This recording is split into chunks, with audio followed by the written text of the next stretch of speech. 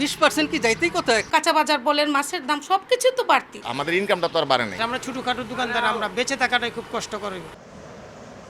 রাজধানীর পল্লবীর বাসিন্দা তানিয়া বেগম 2 রুমের ফ্ল্যাটে ব্যবহার করেন লাইট, ফ্যান, ফ্রিজ।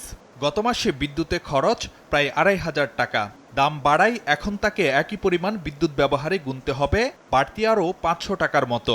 আমাদের মধ্যবিত্ত পরিবারের জন্য 500 টাকা অনেক। কাঁচা বাজার বলেন, মাছের দাম সবকিছু তো বাড়তি। সিলিন্ডার যে বাড়ছে, বিদ্যুৎ বিলও যদি এখন বাড়ে তাহলে আমরা কিভাবে চলবো? নতুন করে বিদ্যুতের 18 থেকে 20% বাড়তি দামে সবচেয়ে চাপে থাকবে মধ্যবিত্ত শ্রেণী। ব্যবহার ভেদে এসব গ্রাহকের মাসিক ব্যয় বাড়বে 100 থেকে প্রায় 1,500 টাকা। বাড়তি টাকার জোগাড় নিয়ে অঙ্ক মেলে না টানাপোড়েনে থাকা অনেকের। 20% কি যাইতেই কোথায়? বোঝা উচিত ছিল যে আমি যে এত পার্সেন্ট এই জিনিসটা বৃদ্ধি করে দেবো, মানুষ কোথা থেকে দেবে? এটা তো মানুষের উপরে চাপাই দেওয়া হইতেছে। আমাদের ইনকামটা তো আর বাড়ে নাই। যদি হুট করে 1 মাসের ব্যবধানে যদি 700-800 টাকা বেড়ে যায়, তাহলে ভাই এটা আমাদের উপরে খুব বার্ডেন হয়ে যায়। ফোটানোর ঝামেলা ছাড়াই নিরাপদ পানির জন্য ঘরে আনুন পিওরিট। কল করুন 16627।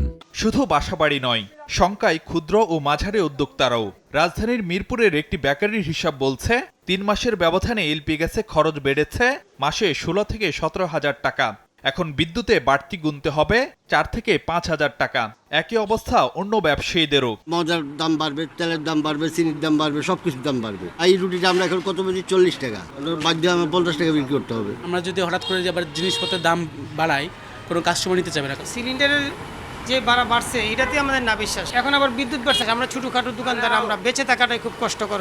বিদ্যুৎ জ্বালানির দাম বৃদ্ধি সহ নানা সংকটে প্রতিযোগিতায় পিছিয়ে পড়ার শঙ্কায় রফতানিমুখী শিল্প উদ্যোক্তারা। আমরা তো নিরবিচ্ছিন্ন বিদ্যুৎ পাচ্ছি না, তাহলে এই না পাওয়ার উপরে আবারও দাম বাড়াই দিচ্ছে। এটা মরার বেকাররা বিদ্যুতের দাম বাড়াচ্ছে, গ্যাস পাচ্ছি না।